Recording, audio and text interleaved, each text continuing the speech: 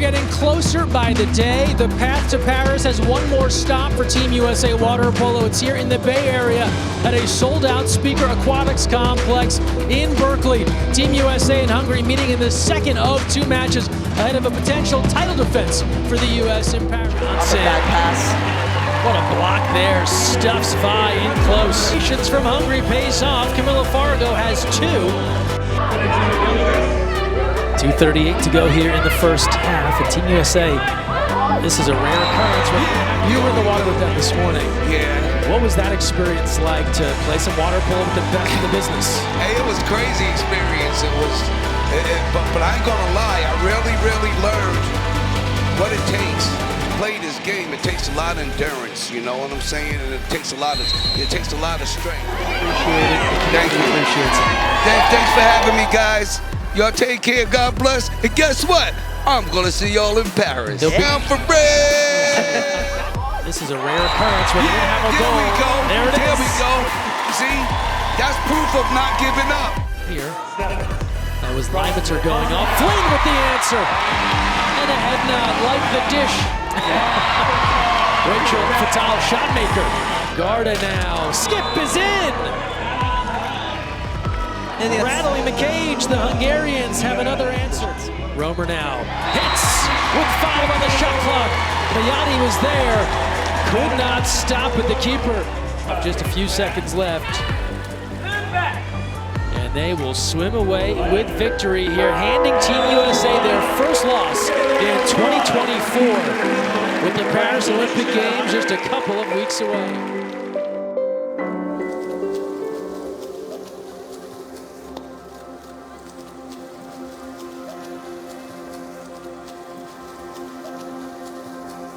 Pat played water polo at UCLA, so I always knew of him, but had never met him. Pat and I ended up being in the wedding party of 2 of our closest friends that we got to play water polo with at UCLA, and then we ended up going on a date right after that and have been together ever since.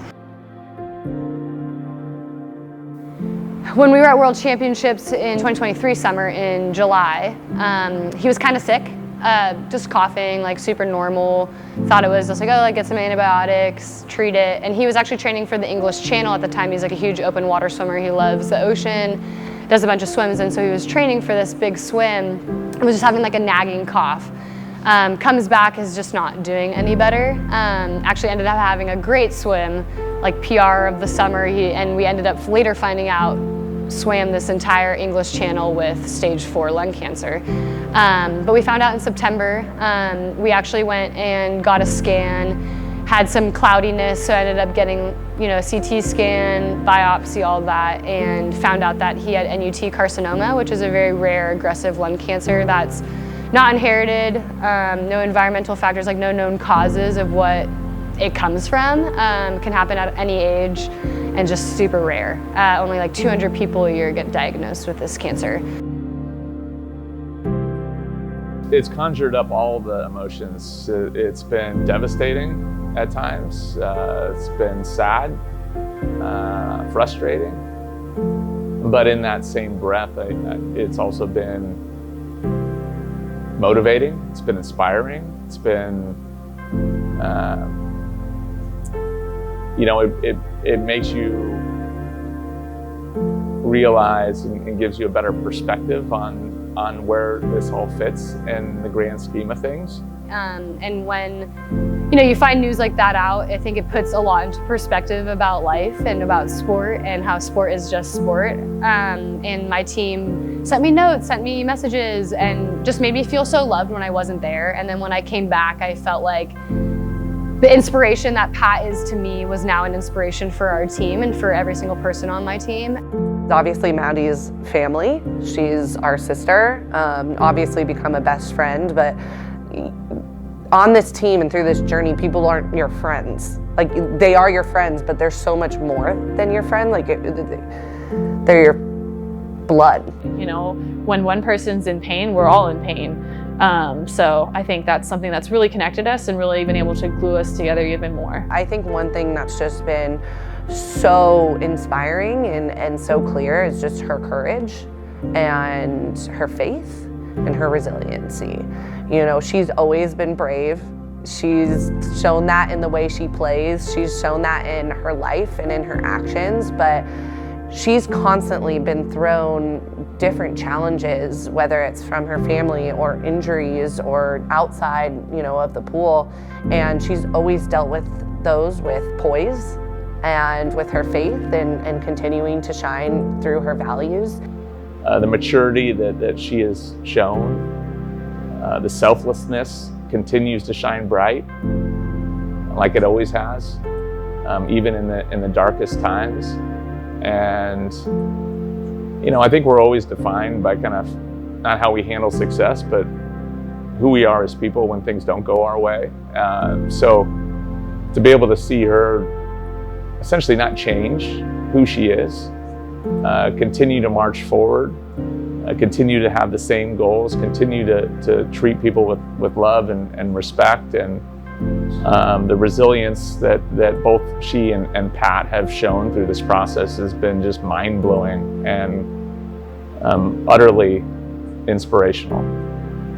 The way she has been able to navigate through being present on our team still and being able to care for and be with Pat, I mean, it's amazing. I think when we first obviously found out the news, that was his main goal. In 9 months, I'm going to be at the Olympics. And for me, it felt like a really far away thing. I was like, are you sure you don't want something in a month from now or in 2 months from now? And he was like, no, I'm going to the Olympics. And now that it's almost here, it's it obviously makes me really emotional. To think about him being in the stands and getting the opportunity to see that means everything. It's obviously what we've been working for every single day as we've gone through this. For me, myself on the Olympic team, but also him fighting cancer. It's been what he's waking up for.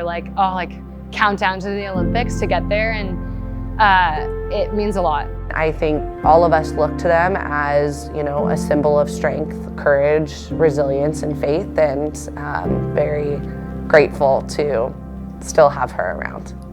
My fire, my purpose of why I play has changed a lot, and it's been more evolved around him. And sport is just sport. You make a mistake, you just move forward.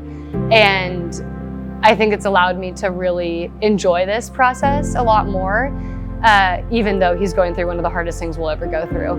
And so I'm just really excited to get to show him all the work that's been put in as a team, and to have him up there just cheering it's gonna mean everything no matter what happens. I hope people are getting some inspiration from him as much as I am. It's easy to just fear for what the future can hold, but I'm just trying to be thankful for each moment and show the team that there are positive things to look for, in times of struggle. This is a water polo cap. So this is something that we started, and hopefully this is something that will continue past this quad and beyond. But I think the water polo cap is something very unique to our sport. We've invited different people in to speak. We've called it the Legends and Leaders Speaker Series. So welcome to the Legends and Leaders Speaker Series. We're looking forward to having you there in Paris. But I think I've gotten to know you well enough to know that one of your greatest qualities is your humility. You are an incredibly humble person. You always think about other people before yourself. You don't like to talk about yourself. I know this is why this is a very uncomfortable situation for you. When we found out about your diagnosis and just your journey yourself has given us some perspective. I think about courage. Without resiliency, there's no courage. So obviously you're going through a very difficult time. John Wooden has his old quote, is sports don't build character, they reveal it. And I think our character is oftentimes revealed when we're going through difficult times. Your story is just fucking unbelievable. Swimming the English Channel while having stage 4 lung cancer is fucking unreal. There's no doubt we're going to be fighting for each other. We're going to be fighting for all of our friends and family, and we're going to be fighting for you, just like you're fighting for yourself. So it's an honor for us to be able to have you here and to give you this cap, and we look forward to seeing you in Paris. Thanks. everybody. I wasn't prepared for any speeches, so I'm going to wing it a little bit, so forgive me. But I am really honored to be here. You guys are an amazing group of girls. You guys have accomplished so much. You're going to the Olympics. Maggie's going to her 4th Olympics. It's crazy. You guys are really amazing and have been a big inspiration to me. So thanks for having me. Well, I'm excited for you guys. The work is done, right? You have to stay focused, but the work is done. And some of you guys are doing this for the first time, the second time, the third time, the fourth time. Doesn't matter because it's only this time, right? When you get over there, those experiences are fantastic from before. But enjoy this moment, enjoy Paris, enjoy what's going on over here. If you want to see a star, here's what you do. You have 2 choices. You can either get up out of your bed and you can go to the mirror and you can look in the mirror. Or if that's not good enough for you, you can get up out of bed and you can look at your roommate right next to you. And you'll be good. You're there to be a star, not to chase stars. Nobody's more badass than you are. No one trains harder, no one prepares more. Don't worry about what all those people are doing. Do what you're doing. You're the stars of the show. All right, you guys, I love you guys. I'll be cheering for you. Thanks, Dan. Thanks, Dan. Can we give you wet hugs?